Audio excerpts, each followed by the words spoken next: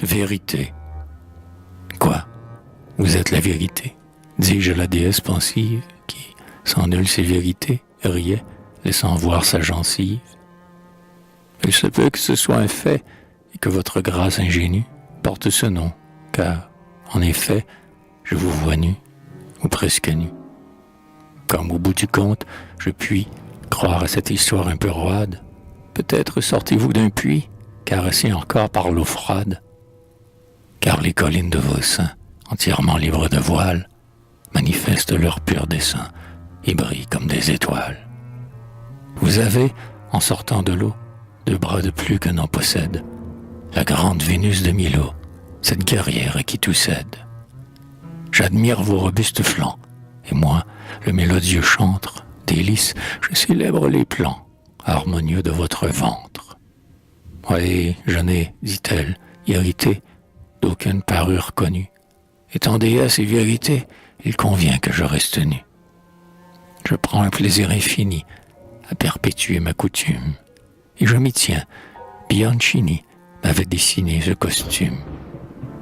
Oui, dis-je, sur ces purs sommets, oh, que de neige éparpillée, frissonnante déesse, mais comme vous êtes maquillée, comme les filles qui, la nuit, s'en vont flirter dans quelques bouges, vous avez, et cela vous nuit, beaucoup trop de blanc et de rouge. Et sans compter les traits subtils des crayons bleus qui font les veines, de faux sourcils et de faux cils vous ornent de leurs grasses veines. Oui, dit la déesse, ma peau a besoin d'un soupçon de rose que je pose là, comme ma peau, et pourtant, c'est bien quelque chose. Quand il fait du soleil, je mets en liberté ma toison blonde, et je suis la vérité, mais la vérité, femme du monde. En un milieu céleste et doux, l'amour s'enfuit, tirant ses grègues, ainsi qu'en un jet paradou, je folâtre avec mes collègues. Feuilletant les divers bottins, qui de jour en jour s'exagèrent, nous accueillons tous les potins que tant de noms épars suggèrent.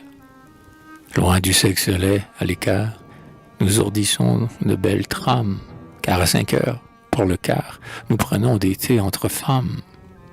On a beau dire, ô jeu, ô riz, ô candeur, si je vous imite, c'est grâce à la poudre de riz. La poudre de riz est un mythe. C'est de vrai blanc, du blanc de zinc, pareil à celui des actrices, que nous montrons au thé de 5 heures aux nymphes protectrices. Nos appâts du temps sont vainqueurs, et ne craignent aucune rouille, et comme on ne voit pas les cœurs, ni vus ni connus, je t'embrouille.